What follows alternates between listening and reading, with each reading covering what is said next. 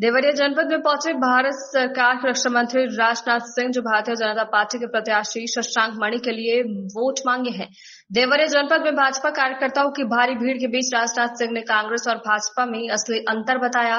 आपको बता दें कि देवरिया जनपद के 2 लोकसभा सीटों के लिए राजनाथ सिंह का जनसभा हुआ, जिसमें सबसे पहले बलिया आगमन हुआ। उसके बाद देवरिया जनपद में लोकसभा के शशांक मणि त्रिपाठी के लिए रक्षा मंत्री राजनाथ सिंह जनसभा को संबोधित करते रहे। और आपको बताते चले कि चुनावी जनसभा को संबोधित करने के दौरान लगे चोट के कारण देवरिया जनपद में राजनाथ सिंह ने बैठकर जनसभा को संबोधित किया। रक्षा मंत्री ने चोट के कारण खड़े होकर भाषण देने से इनकार कर दिया। देवरिया जनपद में भाजपा प्रत्याशी शशांक मणि के लिए जनसभा को संबोधित करते हुए देश के रक्षा मंत्री राजनाथ सिंह का दावा है। उन्होंने कहा कि 4 चरणों के चुनाव के होने के बाद राष्ट्रीय और अंतर्राष्ट्रीय राजनीतिक विश्लेषकों के अनुसार इस बार भाजपा 400 पार होने से कोई नहीं रोक सकता। संबोधन के दौरान राजनाथ सिंह ने कहा कि आज देश में जो चौड़ी चौड़ी सड़कों का जाल बिछा हुआ है, वो सब हमारी देन है। स्वर्गीय अटल बिहारी वाजपेयी ने मुझसे कहा था कि राजनाथ, पूरे देश में सड़कों का जाल बिछ जाना चाहिए। आज सबके सामने है। इस बार हमारी सरकार बनी तो हम यूनिफॉर्म सिविल कोड लागू करेंगे। आपका, हमारा या भारत अब कोई साधारण भारत नहीं है। जो चाहे वह आप दिखाकर चला जाए। बदला हुआ भारत है। लेकिन हमारे कांग्रेस के दोस्तों को समझ में बात नहीं आती है। समाजवादी पार्टी के दोस्तों को समझ में नहीं आती है। इन्होंने लगभग 52 वर्षों तक, 55 वर्षों तक हुकूमत कांग्रेस ने इस देश में की है। क्या किया है इन्होंने? इनके समय यह देश इतना धनवान क्यों नहीं बन पाया? इनके समय में भारत की प्रतिष्ठा सारी दुनिया में क्यों नहीं बढ़ी?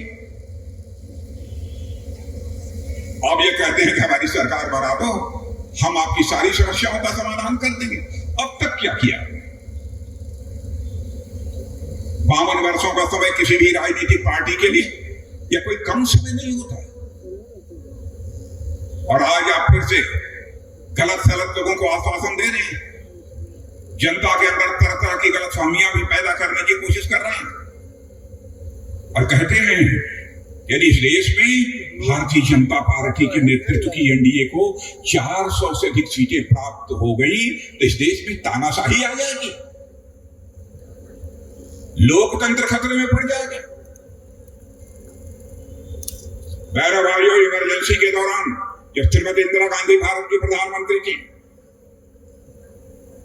चुनाव हार गई, लेकिन केवल सत्ता में बने रहने के कारण उन्होंने लोकतंत्र का गला घोंट दिया और आपातकाल की घोषणा कर दी। हम में से बहुत सारे लोगों को 18 महीने तक जेल की हवा खानी पड़ी। लोकतंत्र का गला तो इन लोगों ने घोटा। समर्थन चाहिए। और हमारे शशांक मणि जी तो बहुत ही पढ़े लिखे योग्य एक ऐसे व्यक्ति, और ये संसद में चुनकर जाएंगे, केवल आपकी समस्याओं को ही प्रभावी आवाज नहीं देंगे, बल्कि देश और विदेश की भी जो समस्याएं हैं उन पर भी प्रभावी तरीके से विचार व्यक्त करने का काम कोई करेगा तो आपके प्रत्याशी शशांक मणि जी टिका नहीं करेंगे।